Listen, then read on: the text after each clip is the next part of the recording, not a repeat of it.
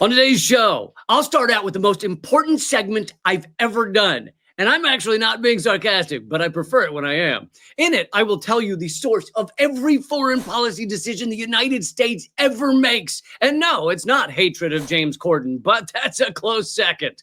We will also get into the National Institute of Health's disgusting history of opposing genocide. They need to be stopped, and President Trump is the man to do it. Plus, a very special guest will join the show from his basement, which is where his dirtiest reporting happens. All that and more is coming up right now.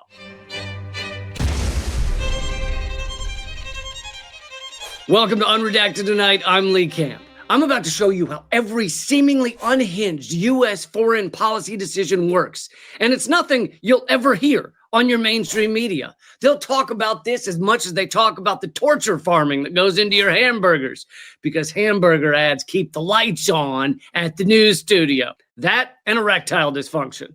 And I don't mean ads for erectile dysfunction.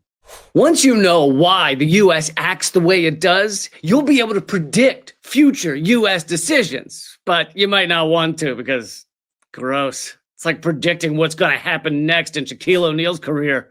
A commercial for a gadget that sucks gunk out from the wheel well of your car. You were the goat. Anyway, here we go. Almost all U.S. foreign policy decisions come down to hot, sexy currency. In 1944, just after World War II, the Bretton Woods system established the U.S. dollar as the world's anchor currency, pegged to gold, which cemented U.S. economic dominance. This made the U.S. the world's reserve currency. It made U.S. dollars incredibly sought after. However, the U.S. left the gold standard in 1971 under Tricky Dicky Nixon, which meant U.S. dollars weren't pinned to really anything, and that made them unstable. So how would the U.S. maintain its global dominance on currency? Well, Henry Kissinger, the king of darkness and the darkness behind kings, had an idea. What if U.S. dollars were pinned to the sale of the most important commodity on earth, skims? Wait, no, oil. Sorry, thought it was skims. In 1974, Washington and Saudi Arabia struck a pivotal deal, kept secret until 2016, that ensured Saudi oil would be priced exclusively in dollars. In return, the U.S. would give Saudi Arabia limitless military protection and arms deals, and Saudi leaders would pump their oil money back into the U.S. Treasury bonds. It was a you scratch our back, we'll help you destroy the world deal. And it was a bromance built in heaven, which explains why every U.S. president gives the Saudi royalty the old French palm tickler. This is what true love looks like, kids. Find someone who holds hands with you the way a U.S. president holds hands with a Saudi prince. Of course, Joe Biden was dirtier than the others. He stepped it up to fisting.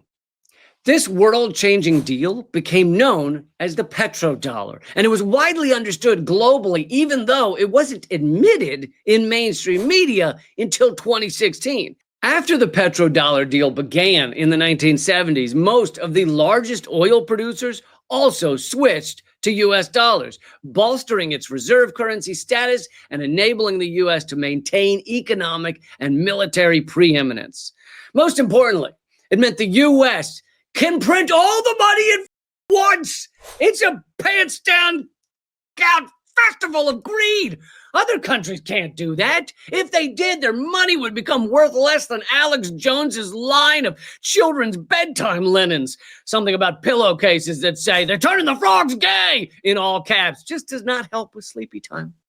The U.S. has used this exorbitant petrodollar privilege to, of course, give every hungry person around the world plenty of food and make sure that there are no children suffering anywhere. Of course they didn't do that, because we're ruled by idiopaths, idiot sociopaths, which is why we need a sociopath test at the front door of the White House. In fact, put it at all the doors so they can't get around it. The U.S. ruling elite have actually used their money machine to spend $1 trillion a year on death and destruction. The petrodollar system has directly enabled U.S. imperial reach and the expansion of its military-industrial complex. Foreign governments must hold U.S. dollars, and therefore they essentially all help fund U.S. war-making insanity. Isn't that kind of sweet? Most of the world comes together to fund the destruction of most of the world. So, in order to see how influential the petrodollar is, just ask yourself why any U.S. foreign policy decisions were made. For example, why does the U.S. have an obsession, a particularly strong hatred for certain countries, invading them, cooing them, sending CNN's Clarissa Ward there? No one wants that. It's because those countries are the ones that threaten the petrodollar.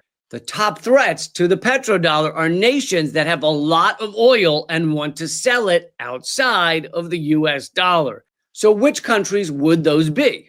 The biggest ones used to be Iraq, Syria, Libya, Iran, Venezuela, and Russia.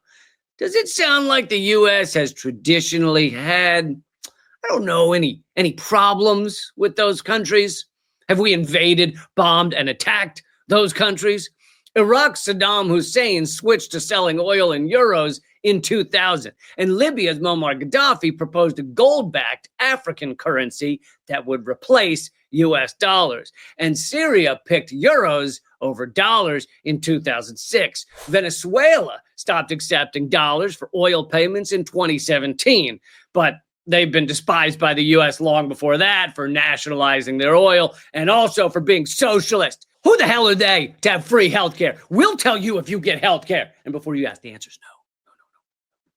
So let's see. Of those countries, Saddam Hussein had his head separated from his shoulders after a U.S. invasion. We didn't even ask him if he wanted to.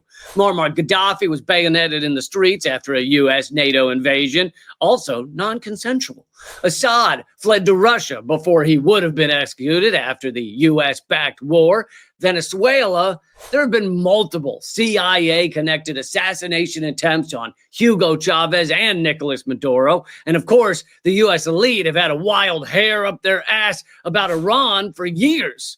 And last year, the helicopter of Iranian President Raisi went into the side of a mountain. Unrelated, though. Just totally unrelated to anything we're talking about here. You see, what had happened was it was a see-through glass mountain. You know how sometimes people will walk into glass doors like because they didn't see it was like that. And what the U.S. can't achieve via assassination, they do via sanctions. U.S. sanctions have successfully stopped Venezuela and Iran from having anywhere near the impact on the world oil markets. Plus, it means Taylor Swift can never perform there. This is what they mean when they say these countries have been cut off from the SWIFT system. What's that? The banking system? What? You sure? Then what's it have to do with Taylor Swift? Oh, nothing. It just had nothing to do with Taylor Swift. Whatever. So what about Israel? Why does the U.S. send them hundreds of billions of dollars and weapons to perpetrate their genocide in Gaza? Well, Israel is a nuclear-armed, unsinkable U.S. battleship in the center of the Middle East, the center of it all. Another term the American ruling elite use often is force multiplier. The petrodollar acts as a force multiplier for U.S. imperial strategy. It finances a global network of hundreds of overseas bases and proxy engagements, and it gives Washington a powerful economic weapon to reward allies and punish adversaries. Before the petrodollar, the U.S. just had to punish adversaries with, it was mainly revenge porn, but this was prior to the internet, so they just had to hand out revenge porn postcards, and it's not as good. Although that was how they brought down Stalin. So what about the rest of the global South? Well, they're kept under control mainly by debt. They're pressured by the U.S., the World Bank, and the IMF to extract their resources and sell them to Western countries to gain enough foreign currency, petrodollars, to pay the interest on their debts. Between 1990 and 2015 alone, this has resulted in a wealth drain from the global South totaling $242 trillion, equivalent to a quarter of the northern GDP. $242 trillion. There's a giant sucking sound, folks, and it's going from the global South's wealth straight into the gullet of the United States. While a lot of what I've covered you'll hear occasionally on independent media, here's an aspect you'll almost never hear: the connection between the petrodollar and runaway climate change. Let me be clear. As long as the petrodollar system continues, humans will do less to deal with climate crisis than Super 8 does about bed bugs. That's not fair, actually. I was at a Super 8 in Poughkeepsie once, and they did ask the bed bugs to keep the noise down after 11 p.m. That was nice of them.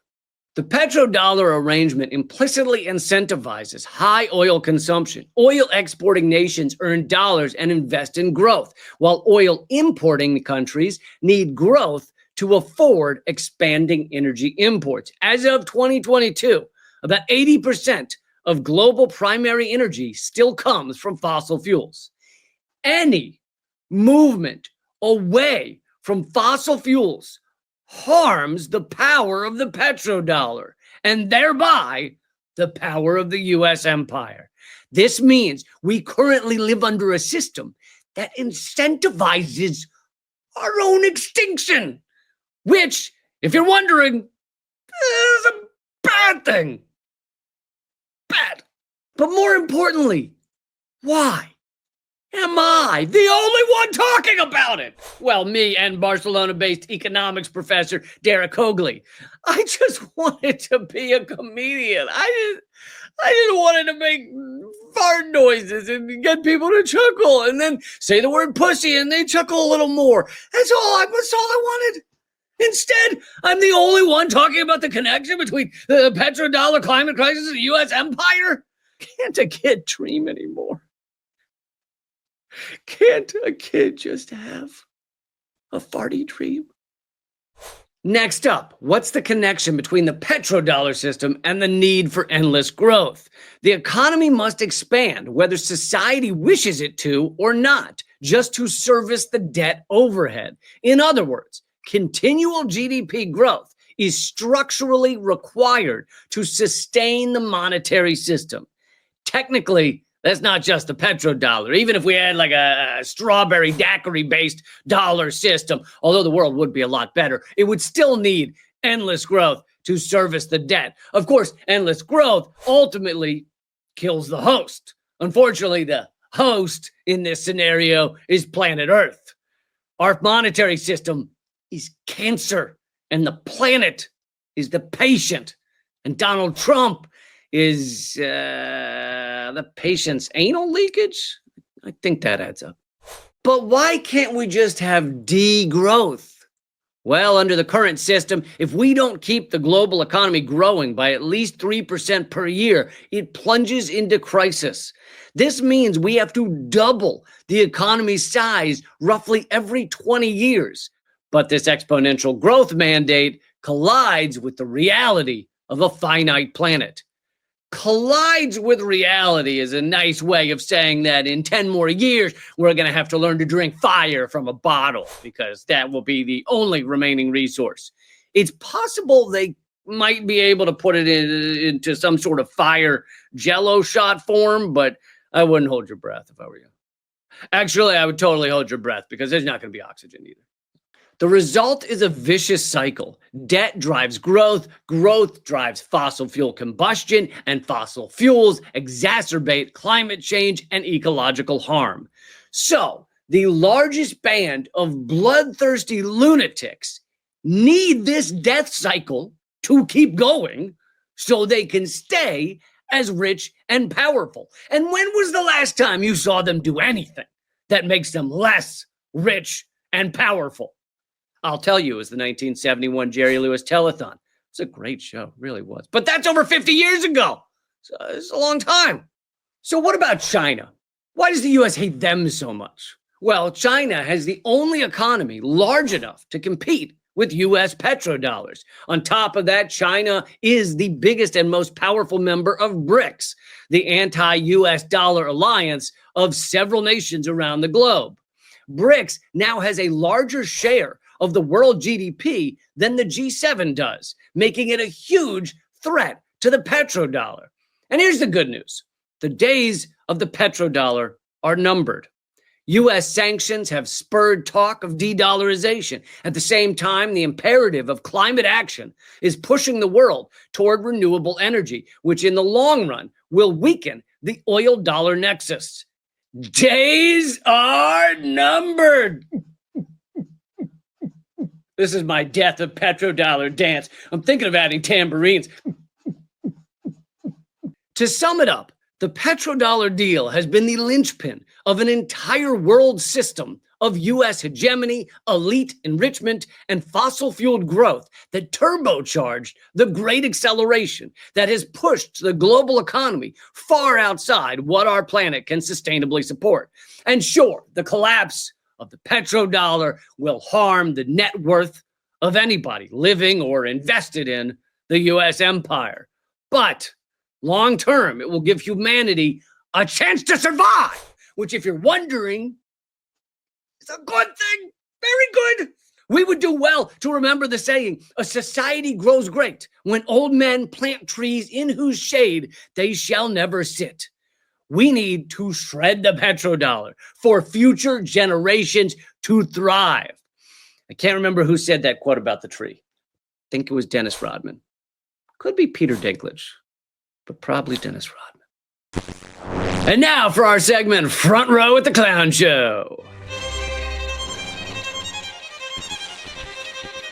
I don't know about you, but when I think about medical researchers, the people working on curing cancer or helping the blind to see and the deaf to hear and the annoying to be less like that, when I think of those people, I only want them to do their work if they support genocide. That's the only way. I think they're worthy of working on medical research. You're with me on that, right? Luckily, the Trump administration's National Institute of Health has put out new guidelines, making sure that only researchers who support bombing children will get government grants to do medical research. Genius idea.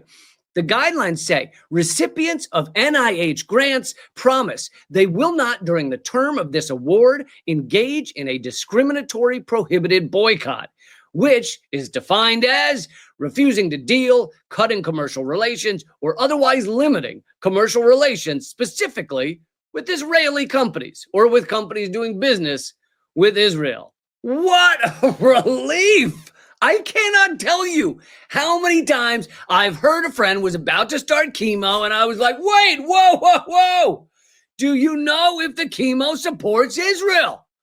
And my friend was like, I don't know. And I'm like, dude, I know you're dealing with this whole cancer thing or whatever you got going on in your life, but it's best to just avoid taking it if you can't know where it stands on Israel's wonderful and justice-based ethnic cleansing in Gaza.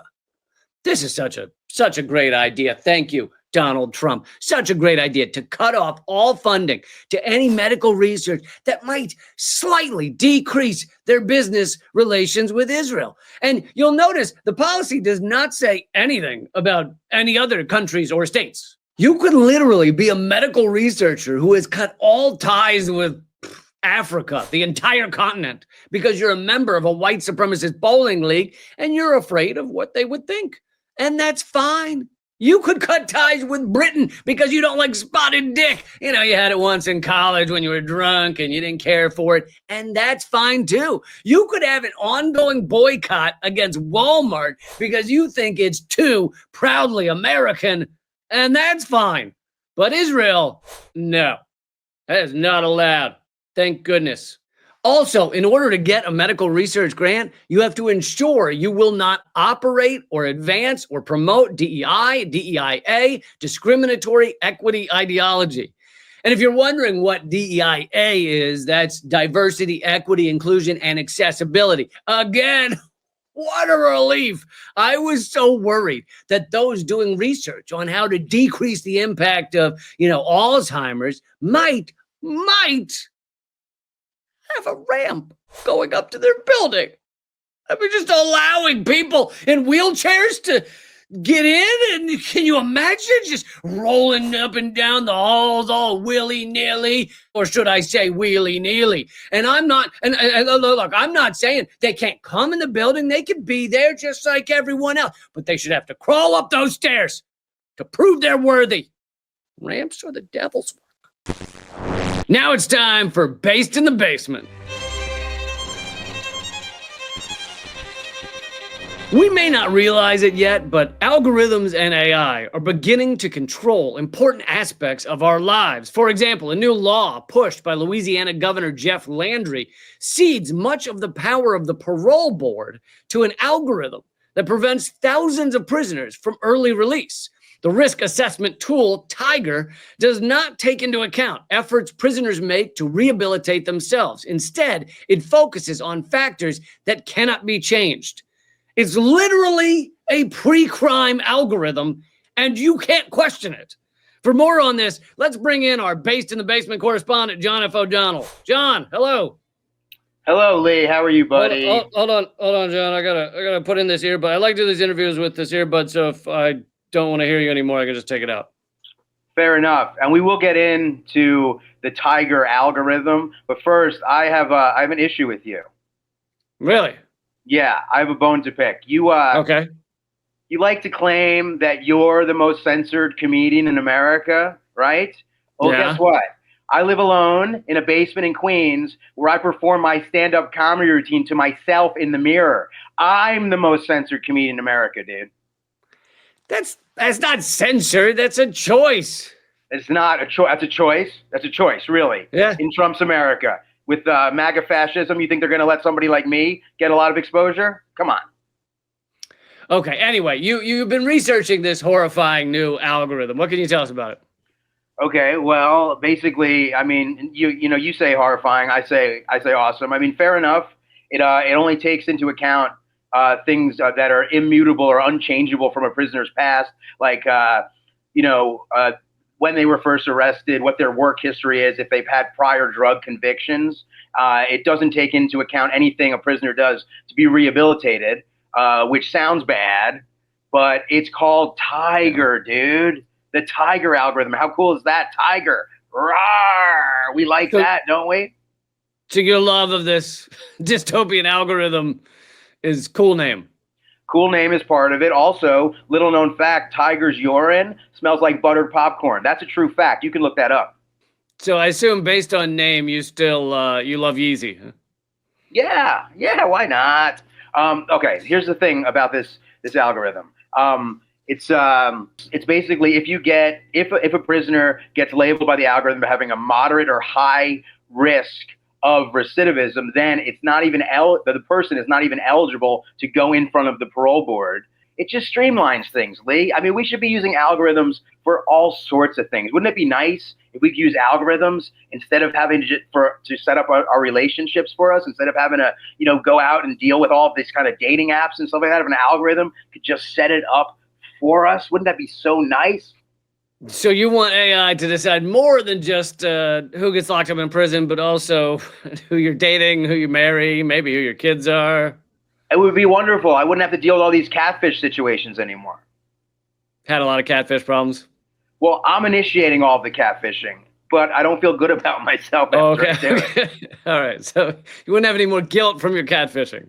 Yeah. It doesn't bother you at all that someone could be in prison for years, working every day to make sure they become a better human being, that they're the ones in prison that are always, doing the right thing and caring for fellow people and humans, and then none of that matters? Lee, the thing is about the Tiger algorithm, it's beautiful, it's wonderful, it cares about us, it wants to make sure that we stay safe by being tough on crime. And the truth is, algorithms are wonderful things. We should embrace them. We should love them, and we should make sure. Don't you want something that's accountable? Like you could go there and be like, "Hey, you got it wrong. This guy deserves to get out of prison," or "You set me up with this woman and she's a nightmare," or "I'm a nightmare. Why'd you set me up with this nice woman?" Like someone is accountable.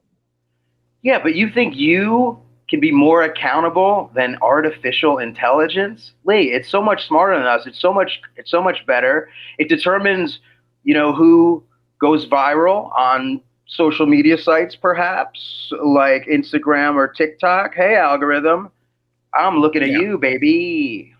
So that algorithm you just praised is why this video is not going to be seen by anybody. Well, I'm hoping maybe that me and Tiger can have a good relationship. I can upgrade from being the most censored comedian in America to, going viral a little bit. I mean, I've heard you've had some viral issues, but those were something else. That's a totally different situation, and I don't want to get into it. I told you we weren't going to discuss that type of virality here tonight. The reality is this. I'm one of the great comedic minds of the 21st century, and I'm stuck here in the basement because the algorithm is yet to shine favorably upon me. It's ridiculous. If only there were an algorithm that could stem ego a little bit. That would be nice. Thanks so much, John. Where can people follow your other work? Okay, you can follow me at JFODLovesYou on socials. Do it, for God's sakes. And if there's one thing you could do, Redactivist, type my name into YouTube, John F. O'Donnell, and watch my stand-up special, The Manic Depressive Chocolate Fountain Operator. Like, share, leave a comment. Thank you guys so much. The algorithms are going to start operating the chocolate fountains, then you'll be out of a job. I know. Thanks, John. And now, here are your headlines from the future. Coming up in 1 week, we'll learn President offers nation free dental if they let him keep supporting genocide. And in just 2 weeks, we'll read, Vatican not sure why Pope left instructions to have ashes scattered at Button Honey Strip Club in Long Island. What a man. 2 days from now, you'll read, in latest election, Canadians proudly state they would one day like to be their own country. Good for them. And coming up in September, we'll find out President Trump announces starting in 2026, Americans can pay their taxes in guns. Oh, he's the best. That's the show. But before you run off, I'm giving away more free stuff than ever if you become a member for $6 at leecamp.net or patreon.com/leecamp. You'll get both my ebooks. You'll get all 3 of my Zoom comedy specials that are not available anywhere else. And you'll get exclusive segments regularly. Join up and help keep this show going. Until next time, remember, the revolution will have laughter. Keep fighting.